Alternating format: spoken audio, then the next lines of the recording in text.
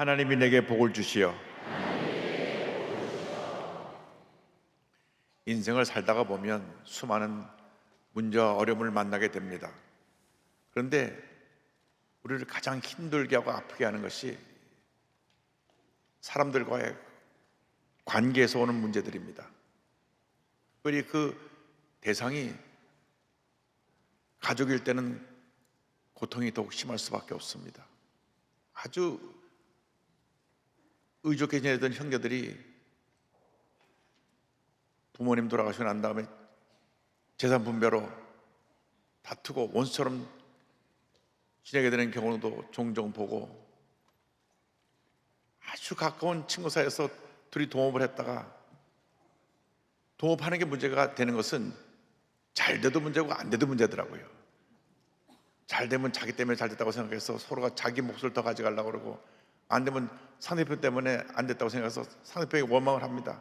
그래서 그렇게 가깝게 지내던 친구가 동업하고 난 다음에 완전히 남남으로 갈라서는 경우도 보았습니다. 그런데 오늘 말씀 보니까 성경에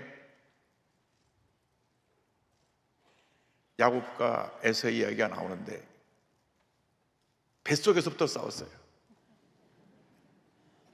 창세기 25장 20절입니다. 그 아들들이 그의 태 속에서 서로 싸우는지라.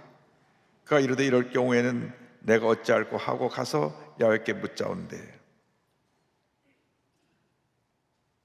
그래서 해산할 때가 되어서 애가 태어나는데 서로 먼저 태어나려고 싸우다가 에서가 좀 더 힘이 세갖고 먼저 나오니까 야곱이 발목을 붙잡았습니다. 그것은 그 당시 이스라엘의 하나님의 축복을, 장자권의 축복을 해서 먼저 태어나는 아들에게 주는 그 복이 있는데, 그 복을 받으려고 애들이 뱃속에서부터 싸운 것입니다. 그래서 야곱은 늘 자기가 먼저 태어나지 못한 것을 속상해하면서 어떻게 하면 내가 장자권의 축복을 받을까, 늘 거기에 대한 관심이 있었습니다. 그런데 아버지 이삭이 나이가 들고 눈이 침침해서 앞을 잘 보지 못하게 되어서 내가 죽기 전에 장자권의 축복을 할 테니까 큰아들 에서를 불러서 너 나에게 기도받을 준비를 해라. 그러니까 에서는 사냥꾼이라 나가서 아버지에게 드릴 별미를 만들려고 사냥하러 나갔습니다. 그 얘기를 옆에서 들었던 어머니 리브가는 또 아들, 둘째 아들 편이라 빨리 요리를 부엌에서 만들어가지고 너 이거 가지고 아버지께 들어가라. 아버지가 내가 동생 거를 알아보면 어떡합니까? 앞을 못 보시니까 형 옷도 입고 들어가서 그리고 가서 기도 받아라.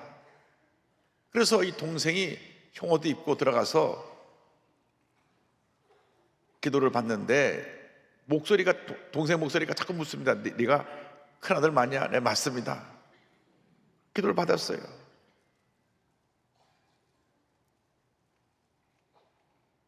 형 에서가 나가서 사냥을 해갖고 음식을 만들어갖고 들어오니까 이미 내가 축복기도 다 해줬다. 동생이 와서 기도받는 걸 알게 되고 분노했습니다. 아버지 돌아가실 때 얼마 안 됐으니까 이제 아버지 돌아가시면 내가 동생을 죽여버려야 되겠다. 형제간에 미움이 생겨나고 분노가 생겨나서 죽이고 싶도록 그런 마음에 분노가 생겨난 것입니다. 창세기 7장 41절은 이렇게 설명합니다. 그의 아버지가 야곱에게 축복한 그 축복으로 말미암아 에서가 야곱을 미워하여 심중에 이르기를 아버지를 국할 때가 가까웠은즉 내가 내 아우 야곱을 죽이리라 하였더니, 이 내용을 알게 된 어머니 리브가가 자기가 사랑하는 야곱을 오라버니가 있는 바단 아람으로 보내서 거기서 피신해 있게 합니다. 야곱아, 너 외삼촌 집에 좀 가 있어라. 형이 분노해갖고 너를 죽이려고 하니까 좀 피신해 있어라. 그래서 이삭에게 야곱이 당분간 외삼촌 집에 가 있어야 되겠습니다 하니까, 그래, 그럼 내가 축복기도 해줄 테니까 내게 오게 하라. 그래서 아버지가 이삭이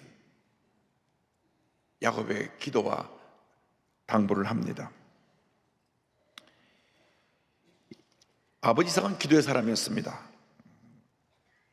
먼 길을 떠난 야곱을 위해서, 그를 위해서 간절히 기도해 주었습니다. 자녀들을 위해 기도하는 부모님의 기도가 자녀의 운명을 바꿔놓습니다. 기도하는 부모를 가진 자녀는 복된 자녀입니다. 왜냐하면 하나님께서 부모님의 기도를 들으시고 일생을 책임져 주시기 때문인 것입니다. 잠시 사춘기 때 애가 속을 썩이고 곁길로 간다 할지라도 하나님께서 궁극적으로 그 자녀가 주님 안에서 복받는 삶을 살도록 삶을 인도해 주시는 것입니다. 그래서 자식을 둔 부모의 의무는 늘 자녀가 잘 되도록 기도하는 것입니다. 하나님께 복을 주도록 기도하는 것입니다. 기도하는 부모가 있는 한 자녀는 절대 망하지 않습니다. 기도하는 부모로 인해서 자녀가 잘 되게 되는 것입니다. 그래서 이삭이 야곱을 위해서 간절히 기도해 주고 난 다음, 너 가서 이방 사람들 중에 아내를 취하지 말고 너희 외삼촌 딸 중에 아내를 얻어라 당부를 합니다. 창세기 28장 1절 2절입니다. 이삭이 야곱을 불러 그에게 축복하고 또 당부하여 이르되 너는 가나안 사람의 딸들 중에서 아내를 맞이하지 말고 일어나 밧단 아람으로 가서 내 외조부 부델의 집에 이르러 거기서 내 외삼촌 라반의 딸 중에서 아내를 맞이하라. 믿음의 사람들은 반드시 믿음의 사람을 만나야 됩니다. 믿음의 사람이 불신앙의 사람을 만나면 평생 많은 어려움을 겪게 되는 것입니다.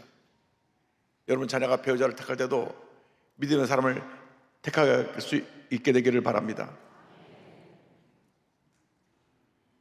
성격이 좋고 믿음 있는 사람이면 그냥 합격입니다. 그가 뭐 돈이 많고 많이 배우고 그건 그 두 번째 문제고, 성격이 좋아야 돼요. 성격이 모나 있으면 안 됩니다. 우리 예수를 잘 믿어야 돼요. 그러면은 그에게 자기 딸을, 아들을 줄 수가 있는 것입니다.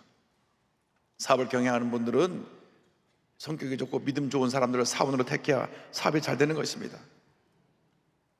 모든 문제가 이 믿음이 없는 사람, 매사 부정적인 사람, 좀 성격이 삐뚤어진 사람, 자기 주장이 너무 강한 사람, 걸핏하면 화를 너무 잘 낸 사람, 이런 사람들을 통해서 많은 문제가 생겨나게 되는 것입니다. 우리 일생 동안 관계 일생인데 이런 사람들을 우리가 곁에 두고 있으면 평생 고생하게 되어 있습니다. 이런 사람과는 어울리면 안 됩니다. 부정적인 사람, 늘 불평하는 사람, 걸핏하면 하루도 몇 번씩 화를 내고 소리를 지르는 사람들은 거리를 멀리 둬야 됩니다.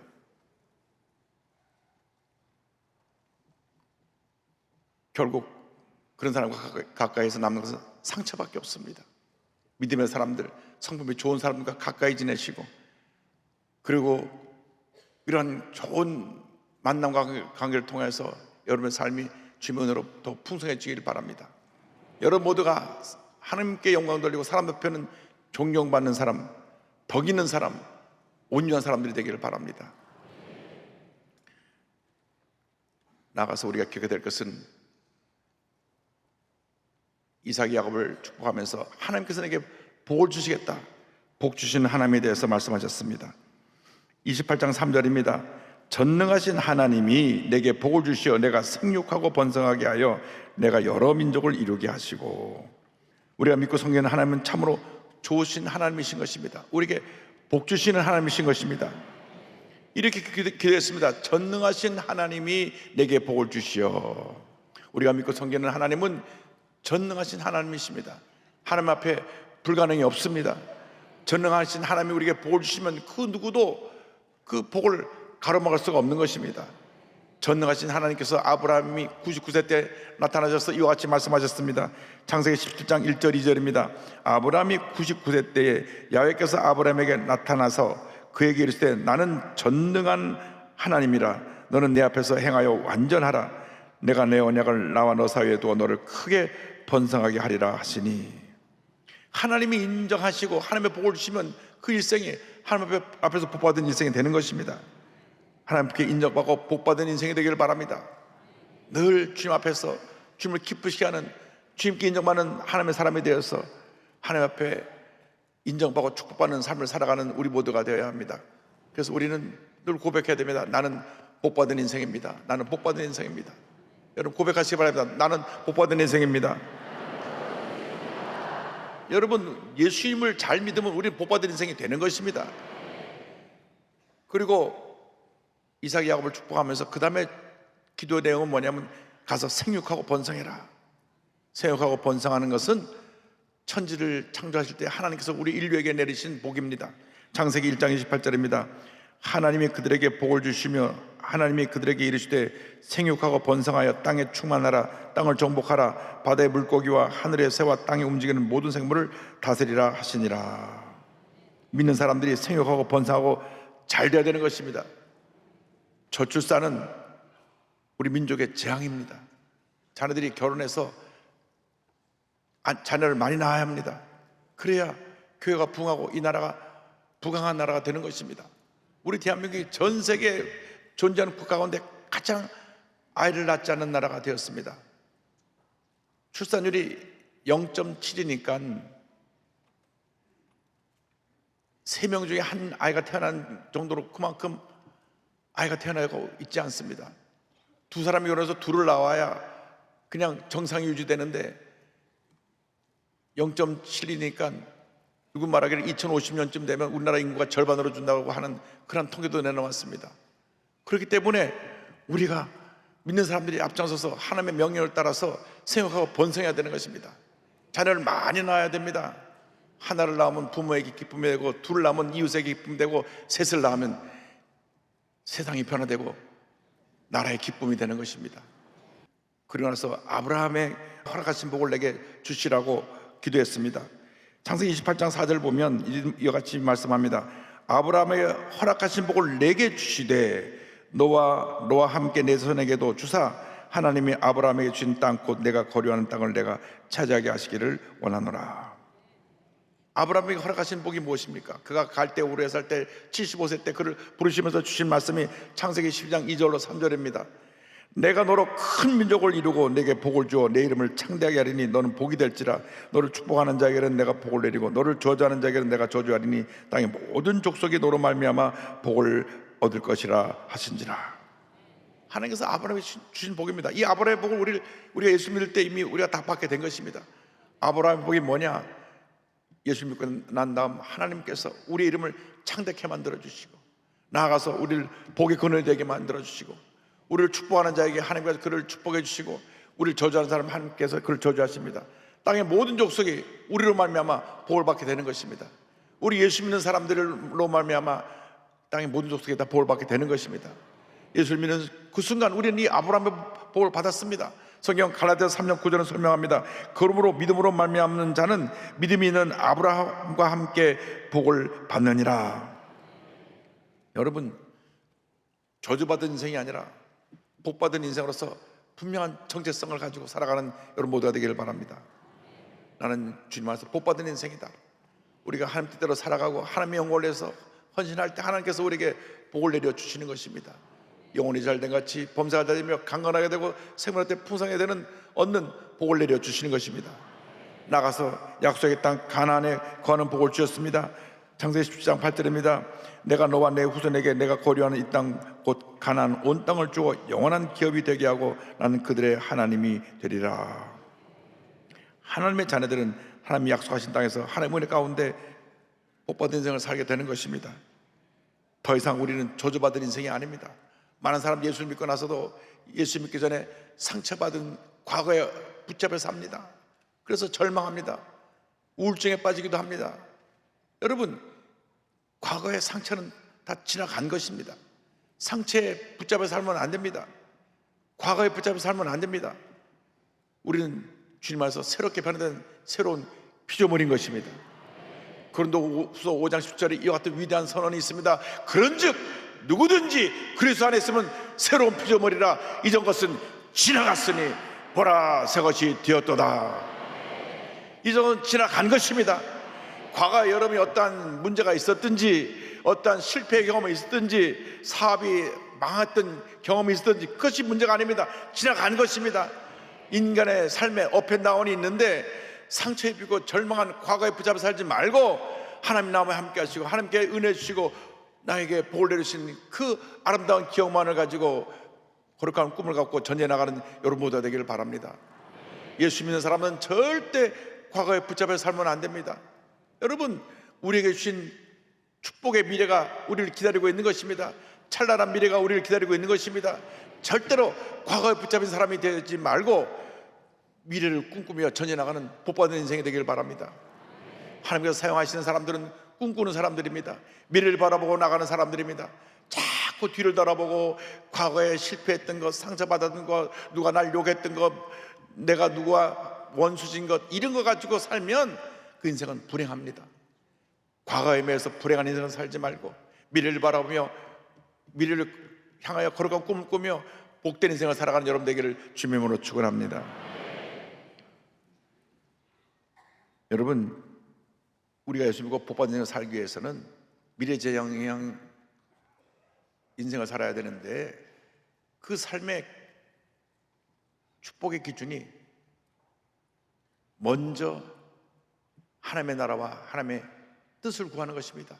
예수님께서 마태복음 6장 33절에 말씀하셨습니다. 그런즉 너희는 먼저 그의 나라와 그의 의를 구하라. 그리하면 이 모든 것을 너에게 더하시리라. 여러분의 삶에 우선순위를 바르게 해야 됩니다. 여러분의 생각, 여러분의 삶이 앞서가면 안 됩니다. 하나님의 나라, 하나님의 뜻이 앞서가면 하나님께서 이 모든 것을 우리에게 더하여 주실 것입니다. 순서를 바꾸면 될 것도 안 되고 우리 문제 속에 갇히게 되는 것입니다. 먼저 그의 나라와 그의 의를 구하여 복받은 인생을 살아가는 여러분 모두 되기를 주님의 이름으로 축원합니다. 그럼 여러분의 앞으로의 삶이 하나님의 은혜가 넘쳐나는 복받은 삶이 될 것입니다. 하나님 뜻대로 살아가기만 하면 하나님께서 우리의 삶을 하나님의 가장 기뻐하시는 길로 인도해 주시는 것입니다. 한때 주먹을 깡패로서 거친 삶을 살다가 하나님의 부름을 받아서 위대한 부흥사가 된 김익두 목사님이 계십니다. 이분은 주먹을 쓸 때 안악산 호랑이라고 불렸던 그러한 깡패로 살았던 분인데 예수 믿고 운명이 바뀌어져서 복받은 인생을 살았고 한국 기독교 역사에 길이 남는 귀한 목사님으로 이름이 남겨지게 되었습니다. 결혼해서 사업에 손을 냈는데 가까운 친구에게 돈을 맡겼다가 사기를 당해서 재산을 다 날려버렸습니다. 아버님 돌아가셨죠. 전 재산 다 잃어버렸죠. 그래서 그가 그때부터 밤낮 술을 마시기 시작했습니다. 근데 어느 날 시장에 나가서 행패를 부리고 있는데 웬 서양 여자가 한국말로 당신 예수 믿어야 됩니다 하고 전도해 줍니다. 그러니까 아니 예수가 내게 밥 먹여줘 그러면서 전도를 확 우겨가지고 버리려다가 주워놓고 가져갔는데 집에 가서 그거 펴보니까 풀은 마르고 시들지만 하는 말씀은 세세토록 영원하다 그런 말씀을 보면서 마음에 찔림이 왔습니다. 매일같이 술 먹고 방탕한 삶을 살던 그가 전도지를 읽는 순간 마음의 문이 열렸습니다. 여러분, 그래서 여러분 주위에 믿지 않는 사람들에게 예수를 전해야 돼요. 성령께서 감동하면 위대한 역사가 나타나게 되는 것입니다. 그래서 그가 그 당시 황해도 일대를 다니며 복음을 전하던 수알런 선교사님 예배 드리는 곳에 가서 설교 듣다가 막 성령 은혜에 면서 눈물 콧물 쏟으면서 통곡하면서 내가 죄인입니다, 내가 죄인입니다, 내가 죄인입니다. 그래서 이 수알론 선교사님을 통해서 세례를 받는데 성령 음성을 듣습니다. 익두야 익두야 하는 성령을 듣고 대굴대굴 그러면서 내 남은 여생 주님에 바치겠습니다. 그래서 그가 성령의 충만을 받고 목사가 됐습니다. 깡패 김익도가 목사 되니까 아무도 안 믿었습니다. 저 사람 겉으로 저런 척하면서 결국 우리 돈 뺏어갈까 다 두려워했는데 정말 그는 열심히 나가서 복음을 전하고 천사같이 변화돼서 하나님 영원에 살았습니다. 그런데 1919년 12월 25일 날 그가 대구 달성원 현풍읍내에 있는 현풍교회 가서 봉해린도 하는데 그 지역에 사는 거지 박수진이라고 하는 사람이 이곳에 와서 우연히 부흥회를 하는데 뒤에 앉아 있었습니다. 이 박수진이라는 사람은 10년 전에 사고로 이 턱이 떨어졌는데 턱이 떨어져 갖고 앉아서 밥을 먹을 수가 없어요. 다 흘리니까. 누워 있으면 밥을 떠먹어야죠 먹는 그런 거지였습니다. 그런데 그걸 거지 보니까 얼마나 불쌍한지 김익도 목사님이 설교를 마치고 내려가서 이제 기도하고 또 기도하고 또 기도하고 또 했더니 그 의학적으로 못 고치는 그 떨어진 턱이 붙어버렸습니다. 그래갖고 이 박수일이라는 분이 온 동네 할렐루야 할렐루야 예수님 날 고쳐주셨습니다. 김익도 목사님 기도해서 고쳐주셨습니다. 다니면서 열심히 복음을 전해서 많은 사람들이 예수를 믿게 되고 그로부터 계속 기도할 때마다 많은 병자가 낫기 시작했습니다.